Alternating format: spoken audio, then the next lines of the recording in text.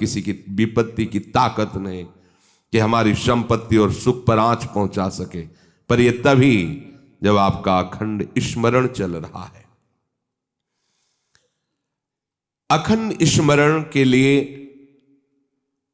वाचो वेगम, मनसः क्रोध वेगम, हिंसा वेग, मुदरोपस्थ वेगम, एतान वेगान सहते यस्तु विद्वान निंदा चास्य हृदयम नोपहन्यात्।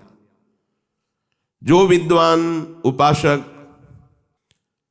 वाणी का वेग, मन का वेग, क्रोध का वेग, हिंसा का वेग, भूख का वेग और जनेंद्रिय जनित मैथुन का वेग जो सह जाता है, वही महात्मा निरंतर भजन कर सकता है, वही उपासक निरंतर भजन कर सकता है। नहीं, यही वेग आकर उसके भजन में अंतराय पैदा कर देते हैं। ये वेग वाणी का, मन का, क्रोध का, हिंसा का, उदर का, उपस्थ का यदि आप नहीं सहन करते तो ये आपके भजन में बाधा डाल देंगे, निरंतर भजन नहीं होने देंगे। दूसरा, निरंतर भजन करने में जो प्रभु कह रहे हैं आसीत मत्परः, मेरे परायण होकर भजन करो।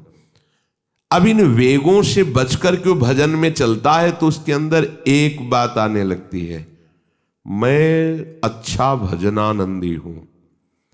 जहां ये बात आई तहां वो दूसरों जो वैष्णव है, महतजन है, महात्मा जन है, वो टीका टिप्पणी करने लगता है उनकी। ये होता है अपने में श्रेष्ठ भाव आने पर दूसरे साधकों की, वैष्णवों की, महापुरुषों की, महतजनों की वो टीका टिप्पणी करने लगता है। ऐसा क्यों, ऐसा, ऐसा क्यों, ऐसा। ये आपके भजन को ही रोक देगा। निरंतर भजन चलने की तो बात जाने तो भजन से ही विमुख कर देगी ये वृत्ति। ये 6 बातें संतों के प्रति नहीं करनी चाहिए। वो वेग सहो और ये बात भूलकर अपनी वाणी पे न लाओ। बास निरूपण, किसी भी संत महात्मा वैष्णव के विषय में ऐसा कहना, ये तो महलों में रहते हैं या ये तो गांव में रहते हैं, ये तो इनको तो गंगा किनारे या स्मशान में कहीं खंडहर में रहना चाहिए, बाबा जी हैं ऐसे वैसे। वास निरूपण करना, तभी जब अहम जागृत होता है तो संतों के प्रति टीका टिप्पणी शुरू हो जाती है। वास निरूपण, किसी भी संत महात्मा वैष्णव के प्रति उसके वास के विषय में बोलना। दूसरा, ज्ञान निरूपण, किसी संत वैष्णव के प्रति ऐसा, ये पढ़े लिखे तो है नहीं, शास्त्रों का इनको ज्ञान तो है नहीं, वेश बना लिया, बस पेट भरण पोषण के लिए घूम रहे, कोई इनको ज्ञान तो है नहीं। क्या भजन करेंगे, क्या विचार करेंगे जब इनको पढ़े ही नहीं है, शास्त्रों का ज्ञान नहीं है, तो क्या ये भजन करेंगे। ज्ञान निरूपण। तीसरा, जाति निरूपण, अच्छा ये अमुक जाति के हैं, हाँ तभी चाहे जितना बेस रख ले, नीच जाति का तो नीचे जाति का रहेगा ना। ऐसा महान अपराध, ऐसा सोचना, ऐसा बोलना, ऐसा देखना, ये महत अपराध है। और ये हम लोग ध्यान नहीं देते, फिसल जाते हैं। एक बार एक जगह महात्माओं की पंगत लगी हुई थी, तो उसमें एक महात्मा को पंगत लगवाने वाले में जो श्रेष्ठ थे, उन्होंने एक थप्पड़ मारा और निकालने लगे। वहां हमको भी सेवा दी गई थी, पत्तल उठाना और पोछा लगाना बाद में। तो परुशाई जब होती थी तो उस समय खड़े रहते थे। तत्काल गए, हमने कहा आपने क्यों थप्पड़ मारा? तो उन्होंने जाति निरूपण किया कि इस जाति का है, तुम नहीं जानते हो, और ये साधुओं की पंगत में बैठा है, उनका आचार्य परंपरा का तिलक लगाए हुए है और भेष धारण किए हुए है। आप आचार्य परंपरा की प्रधानता रखते हैं या जाति की प्रधानता रखते हैं? वो महात्मा अश्रु प्रवाह करने लगे कि क्या मेरे को भगवान का भजन करने का अधिकार नहीं है? क्या मेरे को भगवत प्रसाद पाने का अधिकार नहीं है? जब हमें गुरु ने वस्त्र दिया है, भेष दिया है, तो हम संतों की सभा में उन्हीं की आज्ञा से बैठे हैं। वैसे हम इस योग्य नहीं हैं, पर बैठे हैं। उनकी दैन्यता देखकर तत्काल उनको हृदय से लगाया और उनसे कहा कि दोबारा ऐसी गलती ना हो। ये क्या मर्यादा है वेश के ऊपर? और उनके चरण पकड़े, एक बार इनको क्षमा करके आप बैठ जाइए, आप प्रसाद पा लीजिए। उस समय भागवती का आवेश में बोले, उनकी सामर्थ्य नहीं हुई दोबारा उनको वो प्रसाद पा के निकले। मन में ठान लिया कि झोला उठाओ और भागो यहां से। नहीं, जहां संत का अपमान हो वहां नहीं टिकना चाहिए। तो भूल हो जाती है। राजसूय यज्ञ में भगवान ब्रह्मा से लेकर के सब ईश्वर कोटि के महापुरुष पधारे थे, जिसमें स्वयं सर्वेश्वर भगवान श्री कृष्ण विराजमान थे। और उस पवित्रता का क्या वर्णन करना, जहां साक्षात धर्मराज विराजमान है वहां अपवित्रता का प्रवेश नहीं हो सकता। लेकिन यज्ञ की पूर्णता नहीं हुई थी। यज्ञ की पूर्णता सुपच वाल्मीकि के चरण धोकर रसोई में पवाने से हुई थी। स्वयं भगवान श्री कृष्ण चंद्रजू ने ऐसा आदेश किया था, जिन्होंने स्वयं गीता जी में कहा, चातुर्वर्णम मया सृष्टा गुण कर्म विभागशः। लेकिन यदि वो भगवद अनुरागी है तो चातुर्वर्णम मया सृष्टा का सिद्धांत नहीं लागू होगा। भगवान व्यास देव जी कह रहे, अहो वत्स पचतो गरीयान यज्ञाग्ञे वर्तते नाम तुभ्यम। यदि राधा राधा कृष्ण कृष्ण जिभ्या से निकल रहा है, वो चांडाल भी है, तो उसका चरणामृत लेके पीना चाहिए। इसलिए हरिराम व्यास जी कहते हैं, व्यास मिठाई विप्र की तामे लागे आग, वृंदावन के स्वपच की जूठन खइए मांग। व्यास रसिक तेई बड़े ब्रजते अनत न जाए, वृंदावन की स्वपच लो जूठन मांगे खाएं। ये जाति निरूपण संत के प्रति करना महत अपराध है। और ये जब जाति का अभिमान बना हुआ है तो भगवत दासत्व का अभिमान कैसे आ सकता है? किसी भी मार्ग में हो, आगे चल करके सब लय हो जाता है। ये देहाभिमान के अंतर्गत आता है। देह ही तो जन्मी है जाति में, ये स्वरूपाभिमान थोड़ी है, ये देहाभिमान ही है। इसलिए वैष्णव के सबके एक ही गोत्र है, अच्युत गोत्र। अपने सब रसकों के एक ही गोत्र है, हरिवंश गोत्र। अगर हम जाति पक्ष में चले जाएंगे तो भगवत पक्ष से हट जाएंगे। तहां जाति कुल नहीं विचार, कौन सुत्तम कौन गंवार, सार भजन हरिवंश को। और यारस मगन मिटे भवत्रास, सुनहु रसिक हरिवंश विलास, श्री हरिवंश गाय। कहीं भी प्रकट हुआ हो किसी भी कुल में, और वो जब आचार्य के शरणागत हो जाता है, आचार्य परंपरा से, तो अभेद हो जाता है। सुने प्रपन्न जेब है, अभद्र सर्व के गए, तिन्हें मिले प्रसन्न हुए, न जाति भेद मानिए न जाति भेद मानिए। उनको देख करके कहना चाहे, सुभाग हमारे अहोभाग्य आपके दर्शन हुए, आप पधारिए, आप विराजिए। और जैसे अपने पूज्य जनों का स्वागत किया जाता है, ऐसे मन में भी नहीं आना चाहिए कि ये अमुक जाति का संत है, इसके पैर कैसे छुएं, इसका चरणामृत के। अगर ऐसा तो आपका भजन बाधित हो जाएगा। जाति निरूपण, यही गलती हो गई थी दंडकारण्य के ऋषियों से श्री माता सबरी के प्रति। एक तो स्त्री जाति और दूसरी भीलनी। कैसे हम महाब्रह्म ऋषियों के बीच में बड़े बड़े कीड़ा पड़ गए थे, सरोवर के जल का प्रयोग नहीं कर सकते थे, सब अशांत थे। और भगवान श्री राम ने माता सबरी को सौभाग्य दिया ऐसा जो ब्रह्म ऋषियों को भी नहीं मिला। इसलिए कभी किसी संत के जाति निरूपण न करें। ये बिल्कुल देखो, हम सब प्रभु के अंश हैं। कर्म के अनुसार शरीर में आए, कर्म के अनुसार कुल में जन्मे, लेकिन हमको वो लेके थोड़ी बैठना है। हमको तो अपने प्रीतम के पास जाना है। हम ये कुल कर्म को लेके, जाति धर्म को लेकर के, शरीर को लेकर बैठे रहेंगे तो अगला जन्म निश्चित हो जाएगा। हमें प्रभु के पास जाना है। जो ही ये बात सोचकर आगे बढ़े तो आप केवल प्रभु के हो गए, खत्म खेल। बस सृष्टि चक्र के खेल के लिए है चातुर्वर्णम। भगवत मार्ग में जे ही आरूढ़ हुए तो वो शरीर राग हटा, भगवत अंश हो। जितने ब्रह्मा जी पवित्र हैं उतने तुम्हारा स्वरूप पवित्र है। जो भगवान शंकर का स्वरूप है वही तुम्हारा स्वरूप है। स्वरूप में अंतर नहीं है, अंतर है देह में। स्वरूप तो सबका एक ही है, भगवत स्वरूप है, सब आत्म स्वरूप है। चौथा, वृत्ति निरूपण। किसी महात्मा को देख के कहना है ना हाथ में माला है, हमें खास तो भजनानंदी तो लगते नहीं, पड़े रहते हैं, इधर खाते उधर खाते, भंडारा खाते, डोलते हैं। बिल्कुल नहीं। तुम क्या जानो, क्या जानो कौन सी क्या वृत्ति है।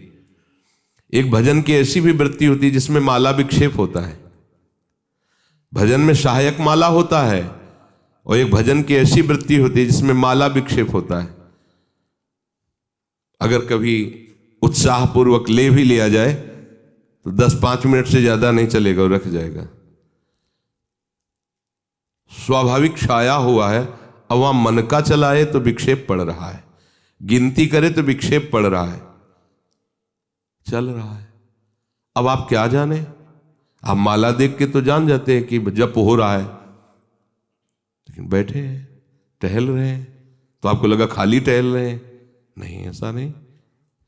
संतों को जानना बड़ा कठिन होता है। एक बार गुरु जी की सेवा में सुकुमारी शरण थे, जे ही लाडली कुंज में प्रवेश हुए तो महाराज जी ने कहा दुर्गंध आ रही। ऐसे देखा और कहा वैष्णव अपराध करके आ रहे हो क्या? तो महाराज जी हम साबुन लगा के नहीं नहाते तो शायद शरीर से दुर्गंध। बोले वो दुर्गंध नहीं, ये वैष्णव अपराध की दुर्गंध है। गुरुदेव ने कहा महाराज जी सावधान रहते हैं, कोई वैष्णव अपराध तो नहीं, हमें महसूस हो रही है। आप पहले वहीं खड़े रहिए, बताइए क्या वैष्णव अपराध किया है। भजन का क्या प्रभाव होता है, बहुत सूक्ष्म है, बहुत सूक्ष्म। महापुरुषों के हृदय से ही पता चलता है ना। प्रारंभ में था तो पंडित बाबा की वाणी पढ़ी तो तन्मयता एकदम पंडित बाबा में हुई। तो दूसरे दिन सेवा में गए तो उन्होंने कहा कि हमारे चिंतन में कृष्ण बलराम आए, तुम्हारे सिवा और किसी का यहाँ आना नहीं है। तो हम कहा महाराज जी पंडित बाबा का चरित्र पढ़ रहे तो एकदम उसमें तन्मयता एकदम। बोले हाँ तभी आया चिंतन में। तो कितना सूक्ष्म, मतलब ये सबके समझ में की बात। परिक्रमा दे रहे थे जगन्नाथ बाबा की कुटिया, दोपहर में देखा महाराज जी गायब। देखा तो अप्सरा कुंड में ध्यानस्थ एक वृक्ष के नीचे बैठे। महाराज जी वहां से क्यों चले आए? बोले इतनी जोर के गोपाल मंत्र के वहां परमाणु सिद्ध पुरुष थे ना, तो हमें विक्षेप पड़ रहा था निज मंत्र में, इसलिए हट के चले आए। वहीं हम पढ़े, हमें कुछ पता नहीं चल रहा। आपका कितना सूक्ष्म, प्रवेश करते ही कह दिया आप वैष्णव अपराध करके आ रहे हैं, दुर्गंध आ रही। वो हाँ महाराज जी अगर ये वैष्णव अपराध है तो फिर वो एक समोसा बांट रहे थे तो एक संत बार बार समोसा ले और खाते जा रहे थे, फिर लेते जा रहे थे, तो उसने धक्का मारा और दबकाक भगा दिया। तो हमें लगा कि कैसे संत हैं, ये समोसा के लिए बार बार हाथ फैला रहे हैं। तो बोले उनको जानते हो? बोले हाँ प्राय वो दिखाई देते हैं बिहारी जी की गली में। बोले जाओ, महाराज जी ने पैसा दिया 50 रुपये उस समय, अगर जाओ समोसा खरीदो, उनको दो और उनके चरण पकड़ो, उनसे कहो कि आपके प्रति हमारी ऐसी मलिन बुद्धि हो गई थी, आप हमें क्षमा करें, फिर सेवा में आओ। कितना सूक्ष्म है महापुरुषों का सुरक्षा कवच। किसी भी संत के प्रति, वैष्णव के प्रति, ये तो पड़ा रहता है, तो कभी माला नहीं लिए, तो कोई भजन ध्यान करता नहीं, इस प्रकार से उसकी निंदा करना ये वृत्ति निरूपण है। पांचवा है स्वरूप निरूपण। इनके चेहरे में कोई तेज तो है नहीं, हमें लगता है कोई महात्मा तो है नहीं, बनावटी ही लग रहे हैं, कोई आकर्षण तो है नहीं इनके चेहरे में, सच्चे साधु नहीं हैं, ऐसा वैसा। नहीं, आप क्या जानते हो, ये राख से ढकी हुई आग है, राख हटे तब पता चलेगा। अगर चेहरे से ही महात्मा की पहचान होती तो जड़ भरत जी को पहचान लेता रहुगण। और साधारण सत्संगी नहीं, कपिल भगवान से सत्संग करने जा रहा है, कोई साधारण सत्संगी नहीं, महापुरुषों का संग करने वाला है, फिर भी नहीं पहचान पाया राख से ढकी हुई आग को। जड़ भरत जी जैसे महान ब्रह्मभूत महापुरुष से पालकी उठवा दी। जब उनके वचन प्रकाशित हुए तो कूद पड़ा पालकी से चरणों के। अरे इतनी ऊंची स्थिति के महात्मा, कांप गया। तो ये किसी भी महात्मा के बाह्य रूप को देख करके नहीं जाना जा सकता कि किस कोटि का महात्मा है, कितनी ऊंचाई का है। इसलिए इनमें तेज नहीं है, इनका चेहरा कोई आकर्षणकारी नहीं है, ऐसे कोई साधारण लगते हैं, कोई सच्चे साधु तो है नहीं, ऐसा नहीं करना चाहिए। छठवां, धातु निरूपण। भक्त या भगवत विग्रह की, अच्छा ये पत्थर के ठाकुर जी हैं, सप्तम धातु के हैं, ये काहे से बने हुए ठाकुर जी? अगर वो मंदिर में विराजमान तो साक्षात प्रभु विराजमान, कुटिया में विराजमान तो साक्षात प्रभु विराजमान। श्री विग्रह में पाषाण, लोहा, तांबा या काष्ठ की भावना ले आना, यह आपके निरंतर भजन में बाधा पहुंचा देगी। उन वेगों को सहना और इस अपराध से बचना। जो गुरु ने नाम दिया है, मंत्र दिया है, आराध्य देव का रूप दिया है, उसके सिवा सब माया है, वो अपने को चिंतन नहीं करना, केवल उतना ही चिंतन। ये बहुत कठिन बात है। प्रायः मनमानी भजन करने में ज्यादा अच्छा लगता है, और गुरु मंत्र और गुरु श्री मुख से जो दिया गया उपासना नाम है, पद्धति है, उसमें मन मरता है, इसलिए उसमें मन नहीं लगना चाहता। हम ये देखते हैं, प्रायः कई उपासकों से सुना है उनके हृदय की बात, जो गुरु प्रदत्त है उसमें नहीं लगेगा और मन माने लग जाएगा। मन ने स्वीकार कर लिया चितम केशवम राम नारायण, ये रटे हम उन्हीं गुरु से पूछ रहे हैं जिन्होंने मंत्र दिया है, नाम दिया, ये हम रटे, तो ये बुरी बात तो है नहीं। भगवान के नाम जपिए, पर बात नहीं बनेगी। जहां बात बननी है वहां मंत्र मूलम गुरु वाक्यम, जो गुरुदेव ने शब्द दिया है, नाम दिया है, मंत्र दिया है, बस होए अनन्य एक व्रत गाए, वही। चाहे जितना मन चंचल हो, जो ऐसी निष्ठा वाला होता है, देर नहीं लगता शांत होने में। पर जिनका है कि छलांग लगाना अच्छा लगता है, थोड़ी देर ये जपा, थोड़ी देर वो जपा, थोड़ी देर वो जपा। अरे भगवान का तो भजन करना है, अभी वो पद्धति को नहीं समझे, अभी रस मार्ग में बहुत दूरी है, अंतराय है। सभी कार्य करते हुए अपने स्वरूप में स्थित रहना। जैसे अपने लोगों का स्वरूप है सहचरी, तो जगने से लेकर शयन तक आपकी स्मृति में रहना चाहिए, मैं श्री जी की सहचरी हूं। भले अनुभव में नहीं आ रहा, आपको सहचरी बप्पू का अनुभव नहीं हो रहा, पर हम हैं, मान लेना है। जैसे अपने को अनुभव नहीं था हम किस कुल में जन्मे हैं, पर माता पिता किसी ने तो सिखाया होगा कि तुम पंडित हो, ब्राह्मण हो, बैठ गया ना दिमाग में। इन्होंने लिखा है क्या ब्राह्मण कहीं, और बैठ गया पंडित घर के जन्म है हमारा। ऐसे ही गुरु ने तुम्हें नया जन्म दिया है, न स्त्री हो, न पुरुष हो, न ब्राह्मण हो, न क्षत्रिय हो, न वैश्य हो, न शूद्र हो, न गृहस्थ हो, न विरक्त हो, क्या हो? श्री जी की प्रिय सखी हो तुम। स्वीकार करो। जैसे माँ ने सिखाया था कि ये तुम्हारे पिता हैं और पिता ब्राह्मण कुल के, तो तुम भी ब्राह्मण कुल के हुए, समझ गए? तुम पंडित की संतान हो तो पंडित ही हुए। ऐसे ही तुम हमारे प्रिया प्रीतम के अंश हो। गुरुदेव ने समझाया तुम प्रिया प्रीतम की प्रिय सखी हो। बस ये दिमाग में तुम लाओ पहले, इसी से स्वरूप जागृत होगा। जो उपासना पद्धति मिली पहले दिमाग में ले आओ। न स्त्री हो, न पुरुष हो, न गृहस्थ हो, न विरक्त हो, न ब्राह्मण हो, न क्षत्रिय हो, न वैश्य हो, न शूद्र हो। तुम क्या हो? तुम प्रियालाल के निज जन हो, तुम प्रियालाल की सहचरी हो, प्रियालाल की प्रिय सखी हो। ये सुबह से शयन तक आपके दिमाग में आ जाए। जैसे हम रटते नहीं हैं, पर कभी भी पूछ लिया जाए तो हम अपनी बात बता देंगे। ये शरीर कहाँ जन्मा है, क्या है, कभी याद नहीं करना है, लेकिन वो है ना, ऐसे सहचरी बपू का है। हमने दर्शन नहीं किए सहचरी स्वरूप के, पर हमारे गुरुदेव कह रहे हैं कि आप सहचरी बपू हो, आपका स्वरूप सहचरी है, तो हम पहले स्वीकार करते हैं। उठते बैठते चलते फिरते आपके दिमाग में बात बैठ जाए कि मैं श्री जी की प्रिय सखी हूं, युगल सरकार हमारे प्रीतम हैं, और पीछे की जो बातें की गई वो हमारे जीवन में ना हो, तो भगवान जो कह रहे हैं आशीत मत परहा, मेरे परायण होकर बैठ जा, अर्थात आप निहाल हो जाओगे। भगवद आश्रित भगवत परायण वर्तमान में ही आनंदित होता, भविष्य की बात नहीं होती। वर्तमान में जाने मोरी छाती, उसका हृदय जो शीतलता और आनंद से भर जाता है, फिर वो कृतकृत्यता का अनुभव करता है।